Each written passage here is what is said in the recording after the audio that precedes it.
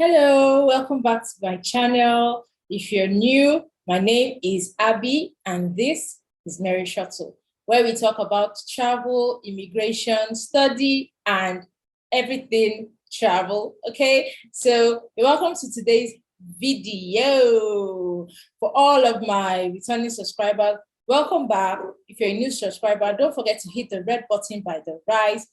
Turn on the notification bell so you get notified whenever I put up a new video. So today's video, we have a guest and she's going to be speaking with us on how life is in Spain. She went to Spain to study her master's and stayed in Spain for quite a while. So she knows the process. And I'll put a link of the previous video I did on Spain somewhere around here so that you can pick up before you watch this video. With all that being said, let's get into today's video. I have a guest in the house today. Yeah. And we have Mimifitz in the building. Hey. Yeah. So I was able to contact Mimifitz and you guys made me to drag her. Like, we dragged her here. Okay. And we're so excited to have her here, spending time with us today to answer some of your questions, just to help us out with traveling to Spain. So she has been in Spain for a while, and I'll let her do the introduction and do most of the talking. And today we came to ask her questions. Okay, so let's get into the video. So Mimi, please introduce yourself and let's go from there. All right. Thank you very much for inviting me on your platform. My name is Mimifitz, and with a channel name Motivated and Inspired. The channel is created after I relocated from Ghana to Spain by myself. I had no contact. I knew nobody there. And I went to Spain as a student, not going to do my master's or any degree. I went as a language student, Spanish language student. So after I went there and was able to do all documents by myself, I found that it was really difficult. And in most cases, immigrants or expats, they fall on lawyers to do all those documents for them. However, you can do that by yourself and you save yourself a lot amount of euros. And that's what that channel is for. So I'm here.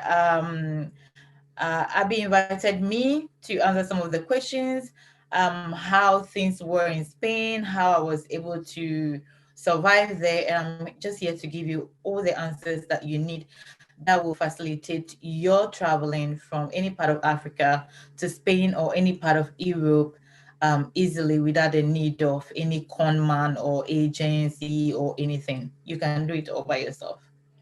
The very first question is, how did you hear about Spain? How did you move to Spain? Actually, it's a long story, but I'll make it short. Okay, so when I was living in Ghana, I was into my business, a spa business, where I was working myself as a therapist, managing the spa and having workers under me. Now, I was owning that business in a 4-star hotel in East Legon. If you know about Ghana, or you heard about Ghana or travel, know anything, you know East Legon is one hell of an expensive neighborhood in Accra. And so I was paying a lot of money for the rent. And I have a lot of income coming in at the end of the month. But then because of the rent, I have no profit. I was not even paying myself as a therapist at the place I was working at as my own business. So I was tired, frustrated, because at the time, Ghana was not supplying us with water and electricity. So you go to work, you don't have electricity, and the hotel has to supply me with electricity because they had energy plant. And that means that I have to pay them a lot of money for that services, as well as water. If you're into spa business, you know you need constant electricity and water. So I was frustrated by the situation in Ghana. So I told a friend, I'm tired. I just want to leave this country. I want to close my business down and go on a holiday. And I was chatting with a friend who was in Denmark, and he was like, okay, that's cool. He's Danish. we had nothing to do. Yeah, it wasn't like we were in a relation. No, he was just one of those friends you meet online, you're chatting, you cool. And then he was like, oh, I can come to Denmark. He can allow me stay in his house, and when I find place of my own or I find a job, I can move out. I said, great. So based on that, I closed down my business. And then when it was time to get invitation from him, I couldn't hear anything from him. So other friends of mine were like, listen, you're in Africa, going to Europe. Denmark is a bit further north of Europe. It's colder. But when you look at the Mediterranean territory, which is Spain, Italy, and France, it's a bit closer to Africa and it's warm. So why don't you look at these countries and maybe you can find some kind of visa that may not derive an invitation from a citizen from those countries. So I done salsa, I love Spanish language, and then I'm like, okay, Spain, Italy, France. Definitely I'm going for Spain. So that's how come I chose Spain. Oh, sorry. It's a huge leap. That's what they call the leap of faith. Like you don't Yeah, know yeah. anybody, you don't know anything, you just up and away to Spain. Yeah, Wow. when you are frustrated, that's why I don't blame a lot of our sisters and brothers who just fall in the wrong hands to be in Europe, because sometimes, not sometimes, but most of the time, the situation in Africa that frustrates you, that you will want to just walk in the air and leave if you don't take time. That was what I was in that situation. I was making like between 4 to 6 thousand cities in 2013, Okay. 2012, 2013 per month. In Wow. today's Ghana, even if you're making that in Ghana cities, 4,000 to 6,000 Ghana cities, that's a huge lot of money at the Mm-hmm. end of the month. But I used to have to pay my rent because the hotel that I was renting my space from, they supply me with water and electricity. Oh my. So this was it. Then after I pay the workers and take out the cost for the Running of the oils, street. scrubs, and all those things that I need for my services, I have nothing left. One important thing is, if you want to travel out, the first thing you have to start working on is your bank account.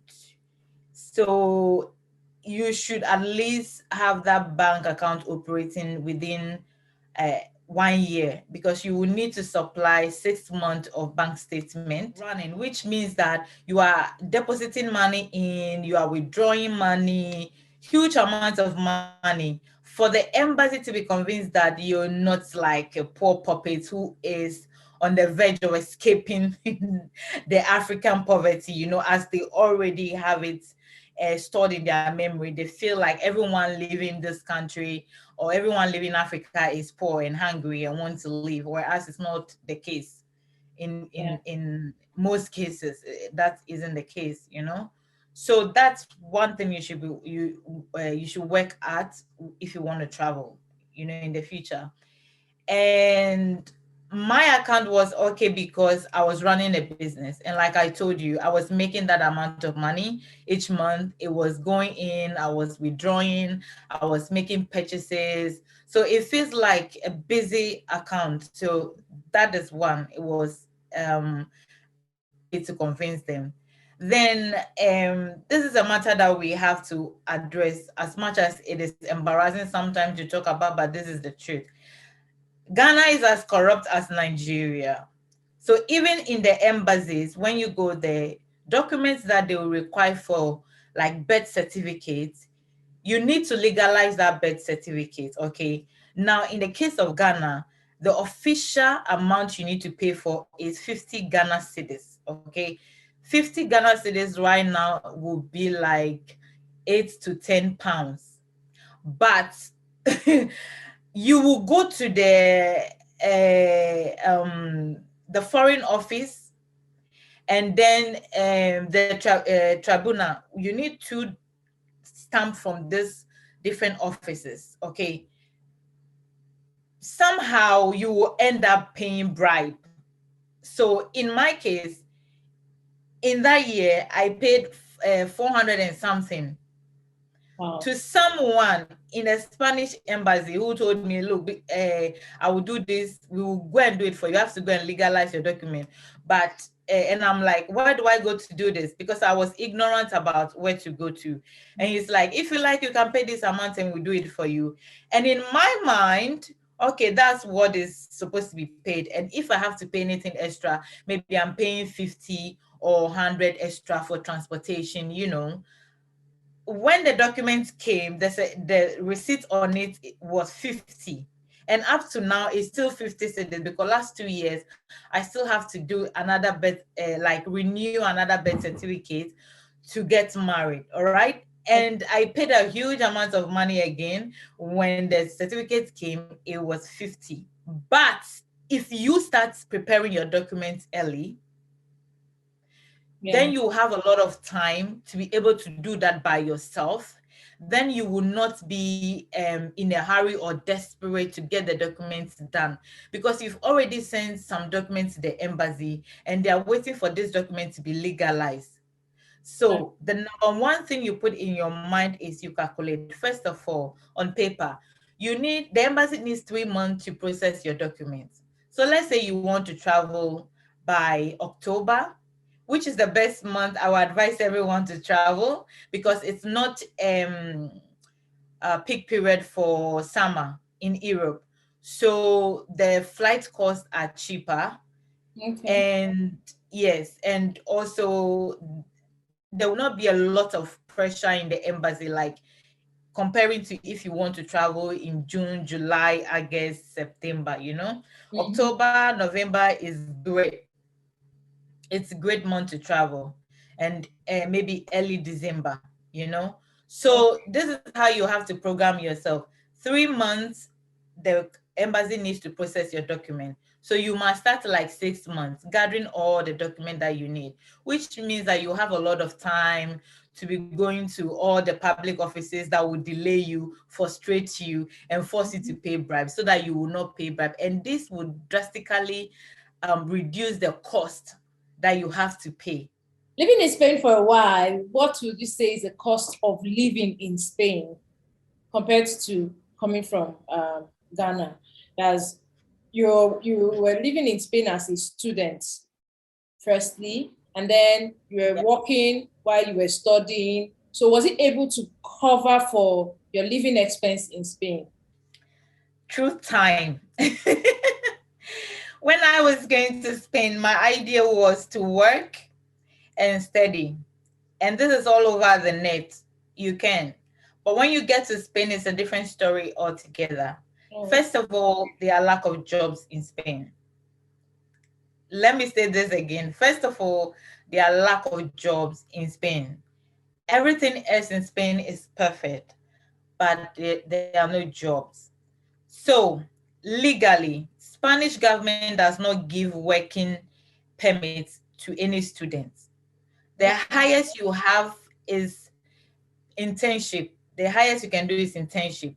And it has a minimum salary you should earn as a student doing internship.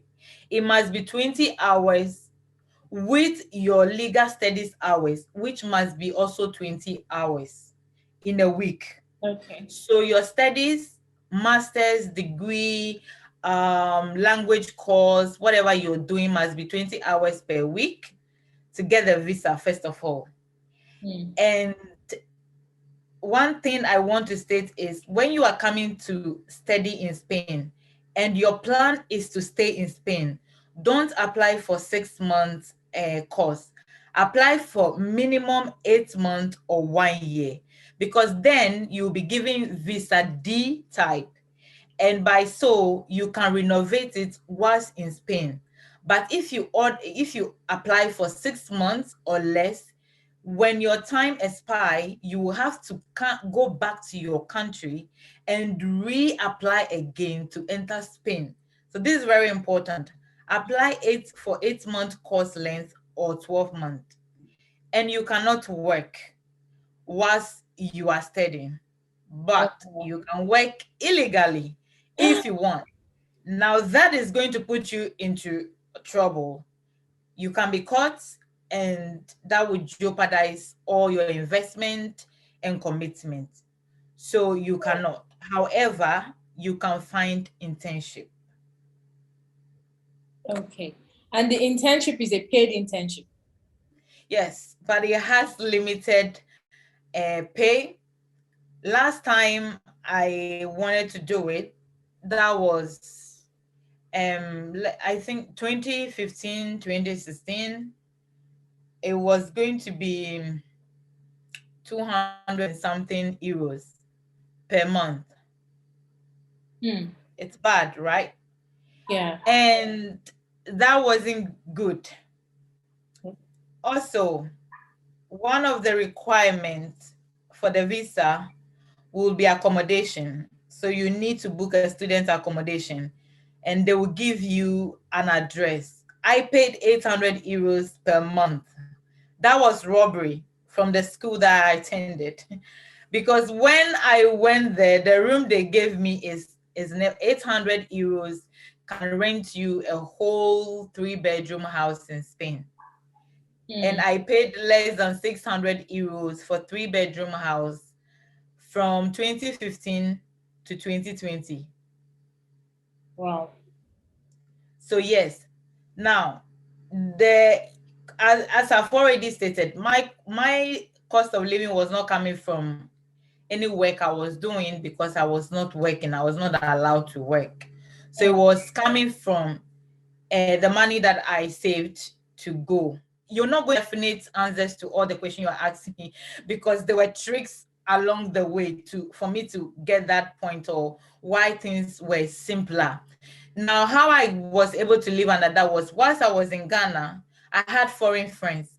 So because I had the idea I was going to leave Ghana, whenever they come down, they were definitely going to exchange their euros or dollars into cedis, right?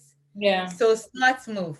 I tell them, let me change it for you. I give you my cedis and you give me your euros. So we do the exchange rate, and then I was saving euros. You can travel to Spain with maximum amount of 10,000 euros cash on you. Oh, okay. So you take notice of that. So I travel with 7,000 euros cash on me and some dollars. But in whatever currency, it should be equivalent to 10,000 euros. So that money was what I was living on. It would not be sufficient, right? Yeah. Realistically. So what I did is I lived in the first apartment I lived in was already paid for before I got to Spain, which was the one I said they took 800 per month. Yeah. So after that expired, I looked for an apartment that was costing me 350 euros per month.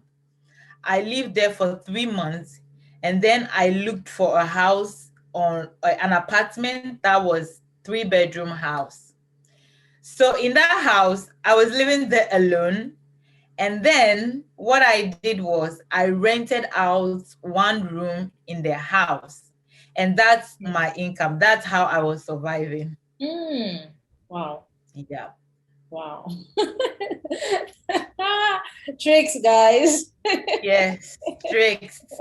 Tricks. You can survive, but you just have to know how to go about it. It's not straightforward. It's not straightforward. Wow. And doing that, was it illegal? Like renting out a part of your house?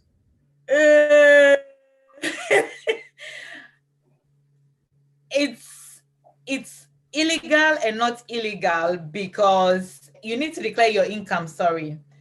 And I wasn't really declaring it because I don't have the right to earn income, right?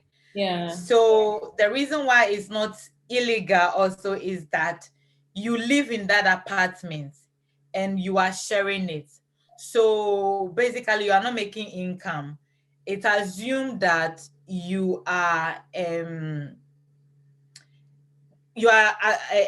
allowing someone to stay in your house and you're just taking money to pay for a part of the rent that you're going to pay for. So that means that it's not an income. That's how you can battle that case in Spain. That's the law.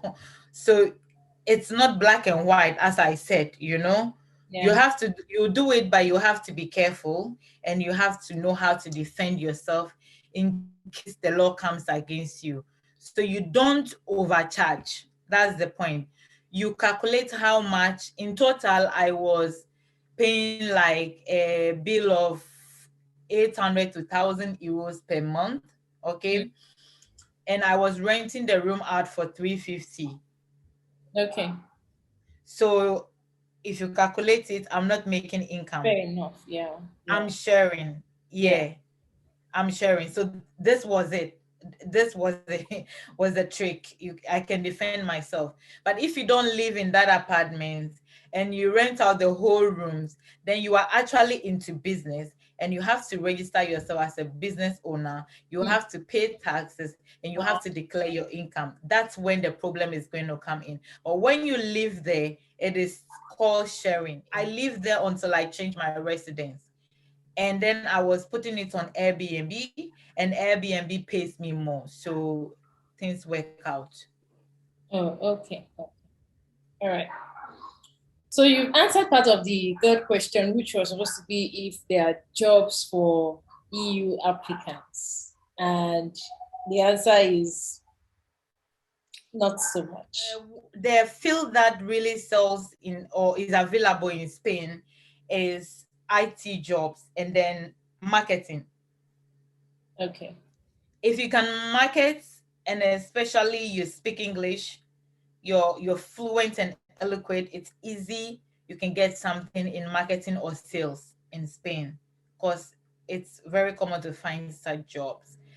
If you are into IT, like you're a web developer, IT support technician, also you can. So what you should do is you look for agencies in Spain to find you a job, or you write to as many or as much as companies in Spain, you know, because they have to sponsor you to come to Spain.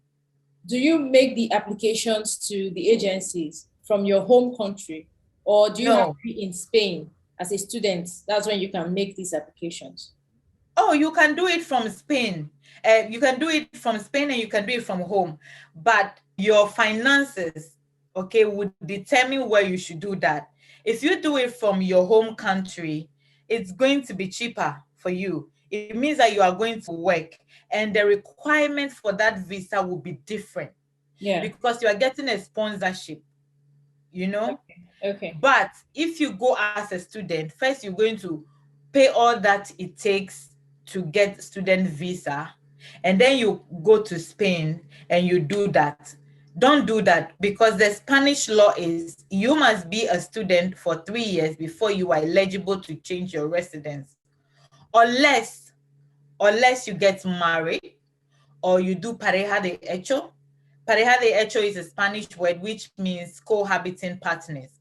So if you are a student, let's say you leave Nigeria to Spain as a student, legally you're supposed to be a student for 3 years before you can apply for a job.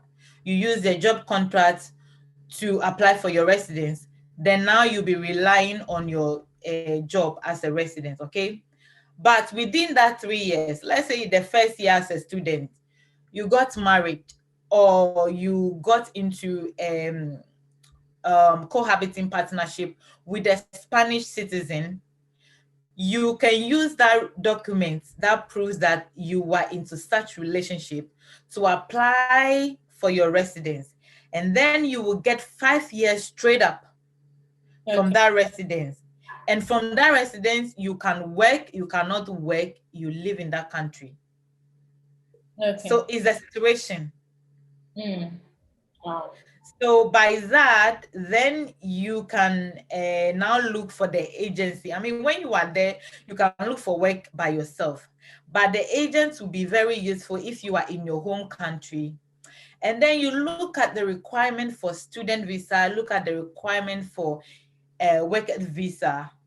Then you apply for that one. I will always take the workers visa and relax in my home country, looking for other means, because this is the best way. If you go in as a student, you must have money on you. Mm. You can't go there as a student, as a hustler. No. With the sole idea that you'll be able to get a job. That is luck, and you cannot plan on luck. Okay. So you don't go there. The idea is not to go there as a student if you don't have money or you're a hustler. No, you must look for work. You must have the skills and look for agency that will fit you, will find you a job. Sometimes I've hosted students, not students, they are teachers from South Africa, okay, in my home. They are agency that does a lot of illegal stuff. These ladies were supposed to be students and then be working alongside, like internship with the school. The agency they fell on or worked with got them the work, but they were not schooling, but they were doing the work. So it's agency. If you get agency, they have their cut from what they will gain from supplying more workers for such schools or such companies. You can come in as a teacher, come in as sales or tech. Okay, it all depends. So you have to look for agency. I don't know those agencies because I never found them useful, and because they are not legit, I didn't want to involve myself in. But a lot of people have used them and they have survived. So it's all about your conscience and how you feel. Because me making research, and I saw that, oh yeah, you can work while you study, you can bring your family alongside. I was like, man, this is Tell me, you can do all of that, but it's not easy and it's not straightforward. wow. That was my perception that, oh, I can be schooling and I can work, I have the school fees, I can pay my accommodation. Okay, I'll go for it. Once I get there, I'll look for a job and then I'll be living on that.